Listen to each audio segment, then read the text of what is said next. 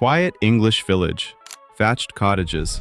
Church bells in the distance. The smell of fresh-baked scones drifting through an open window. And a body in the garden. Welcome to Midsomer. The most beautiful, most charming, and by a significant margin, the most dangerous place on the planet. Because in nearly 30 years of television, this sleepy fictional county has racked up more murders per square mile than any war zone in history. But here's the thing, most fans think they know Midsomer Murders. They've watched every episode, they know every twist. They can spot the killer by episode 2. They think they know everything. They don't. Because behind those hedgerows and village greens lies a story most viewers have never heard. A producer fired for a racist scandal that shocked Britain. A future Superman stumbling through the countryside before anyone knew his name. A death by cheese wheel that somehow made it to primetime television. And a secret so big that the people behind the show hid it in a vault and didn't tell anyone for years. So stay with us, because by the time we reach fact number 7, you will never look at Midsomer the same way again. Fact 1. The most dangerous place on Earth. Let's start with the numbers, because they are genuinely insane. Midsomer is a fictional English county. Population? Small. Murder rate? Catastrophic. Over 24 series, the show has featured well over 300 murders, in villages that, in reality, might have a few hundred residents each. To put that in perspective, if Midsomer were a real place, it would have a murder rate roughly 300 times higher than the most dangerous cities in the world. Locals keep attending village fetes. They keep joining flower arranging clubs. They keep showing up to the annual scarecrow competition, despite the fact that every single one of those events ends in a body. The writers have acknowledged this absurdity over the years, and they've leaned into it deliberately. Because the joke isn't just funny, it's the entire point of the show. Underneath the charm and the countryside is something dark, and that darkness is exactly why 13 million people tuned in for the very first episode. Fact 2. The first episode was the most watched drama of 1997. When The Killings at Badger's Drift aired on the 23rd of March 1997, nobody quite knew what to expect. A detective show set in rural England, based on a series of novels, starring an actor most people knew from Bergerac. It pulled 13.5 million viewers. That made it the highest-rated single drama program in the entire United Kingdom that year. Not bad for a show about a fictional village no one had ever heard of. The audience immediately understood what the show was. Beautiful, dark, slightly ridiculous, and completely addictive. Nearly 30 years later, they still haven't stopped watching. Fact 3. Orlando Bloom was killed with a pitchfork. Here's where it gets interesting. In the year 2000, a young actor called Orlando Bloom appeared in a Midsomer Murders episode called Judgment Day. He played a character called Peter Drinkwater. He was charming, he was handsome, and within the first act, he was stabbed through the chest with a pitchfork. 1 year later, Orlando Bloom appeared in The Lord of the Rings as Legolas and became one of the most famous actors on the planet. The producer Ian Strachan later recalled that the moment Bloom arrived on set, he already had something, a quality that made everyone stop and look. He just hadn't been given the chance to show it yet. Midsomer Murders gave him that chance, and then immediately killed him with a farm tool. Fact 4. Henry Cavill was there too. Orlando Bloom was not alone. A few years later, in a season 7 episode called The Green Man, a young actor named Henry Cavill appeared as a character called Simon Mayfield. He was playing, according to the production team, a ruffian in the woods. The producer said, and we are quoting directly here, his cheekbones and star quality shone through even then. Henry Cavill went on to play Superman in Man of Steel. He played Geralt of Rivia in The Witcher. He is now one of the highest paid actors in Hollywood. He will always have been a ruffian in the Midsomer Woods first. Fact 5. Olivia Colman was the murderer. In Series 12, a relatively unknown actress appeared in an episode of Midsomer Murders playing a character called Bernice. Spoiler alert, Bernice did it. That actress was Olivia Colman, who went on to win an Academy Award for The Favorite, who played Queen Elizabeth II in The Crown, who is now considered one of the greatest actresses of her generation. She played a murderer in Midsomer first. Fact 6. Peter Capaldi conducted an orchestra.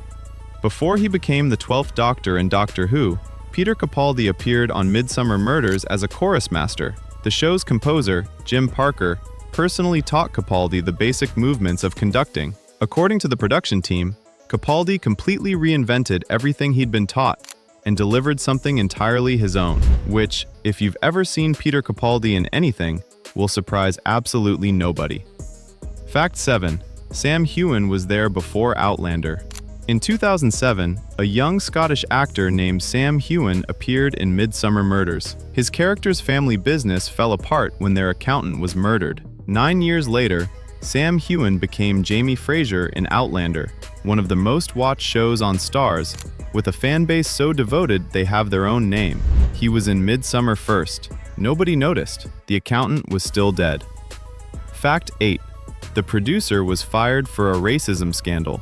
This one is darker. In March 2011, Brian True May, one of the original producers of Midsomer Murders and a key figure behind the show's success, gave an interview to the Radio Times magazine. In that interview, he described Midsomer as, in his words, the last bastion of Englishness. When asked whether that meant the show deliberately excluded ethnic minorities, he said, and this is a direct quote, "Well, it should do." He was suspended immediately, then removed from the show entirely. His replacement, Joe Wright, stated publicly that she was committed to on-screen diversity from day one.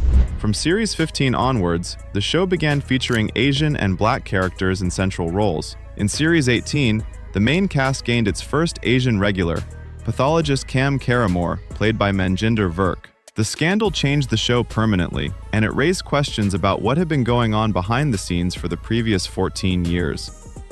Fact 9. A woman was murdered with a wheel of cheese. We need to talk about the cheese. In one of the show's most beloved and surreal moments, a character is killed using a large wheel of cheese as the murder weapon.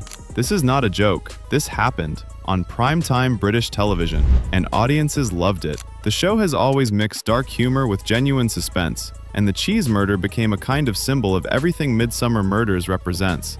It takes itself seriously enough to be compelling, but not so seriously that it can't kill someone with dairy. The Radio Times once wrote that Midsomer Murders has its tongue so far in its cheek, it hurts. That is a perfect description. Fact 10. The theremin in the theme music was deliberate. If you've ever watched Midsomer Murders, you know the theme, that strange, slightly unsettling sound floating over images of beautiful English countryside. That sound is a theremin, one of the world's oldest electronic instruments, played without being touched. The composer Jim Parker chose it deliberately because it sounds beautiful and deeply wrong at the same time, which is, again, the entire point of the show. Fact 11. John Nettles almost left much earlier. John Nettles played DCI Tom Barnaby for 14 years, from the very first episode in 1997 to his final bow in 2011. But according to Nettles himself, he considered leaving significantly earlier. The workload was intense, the filming schedule was relentless, and by the middle years of the show, he had started to feel that the stories were becoming repetitive. What kept him going? In his own words, the quality of the guest actors. Every episode brought new faces, new performances, new challenges, and a sense that the show still had something to say. He finally left in 2011, telling The Telegraph that it is always wise to leave people wanting more, rather than be booed off the stage because you bored them. 14 years. 14 years of murders in the English countryside, and he left on his own terms. Fact 12. The show is watched in over 200 countries.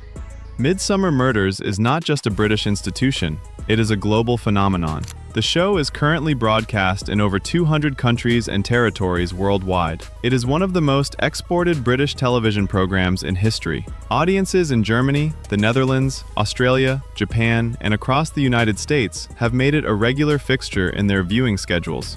There is something universal about Midsomer: the beauty of the setting, the puzzle of the mystery, the dark comedy underneath the surface. It translates across languages and cultures in a way that very few British shows manage. And none of those 200 countries have a murder rate anywhere close to what happens in Midsomer itself. Fact 13. ITV commissioned a 26th series. The show is not finished. In October 2025, ITV announced that Midsomer Murders had been commissioned for a 26th series. Filming for Series 25 began in the United Kingdom in the spring of 2025, making it one of the longest continuously running detective dramas in television history. Neil Dudgeon continues as DCI John Barnaby. Nick Hendricks returns as DS Jamie Winter, and the villages of Midsomer continue to pile up bodies at a rate that should, by any reasonable calculation, have depopulated the entire county several times over by now. Fact 14. The real villages are a tourist destination. The fictional county of Midsomer is actually filmed across dozens of real locations in Oxfordshire, Buckinghamshire, and Surrey. The town of Wallingford serves as the fictional Coston and has over 20 individual filming locations within its boundaries. The pub known in the show as the Black Swan in Badger's Drift is actually the Six Bells in Warborough, a real pub dating back to the 1600s. Buckinghamshire's Tourism Authority has officially launched 3 themed Midsomer Murders tours. Real people go on these tours, they visit the locations, they stand where the bodies were found, and somehow, nobody finds this strange at all. Fact 15. The first episode featured a future star nobody noticed. We've told you about Orlando Bloom, about Henry Cavill, about Olivia Colman, but the very first episode, The Killings at Badger's Drift, broadcast in March 1997, featured a young actress named Emily Mortimer playing a character called Catherine Lacey. Her storyline involved, according to the producer, an incestuous relationship with her artist brother, followed by a murder-suicide. Not exactly a light beginning. Emily Mortimer went on to star in Mary Poppins Returns, The Newsroom, and Doll and M. She is now a celebrated actress on both sides of the Atlantic. But first, she was in Midsomer, in an incestuous murder-suicide storyline in 1997. Midsomer Murders has been quietly launching careers for nearly 3 decades, while the rest of us were just trying to work out who did it. And that is 15 shocking facts about one of British television's greatest ever shows. If you knew all 15, we are genuinely impressed. If number 7 surprised you, you are in good company. Midsomer Murders is still running, still producing, still sending perfectly normal English villages into complete carnage every single episode, and we would not have it any other way.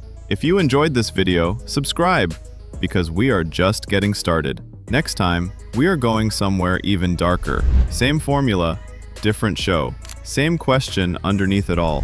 What exactly is going on behind the scenes of the television we love? We'll see you there.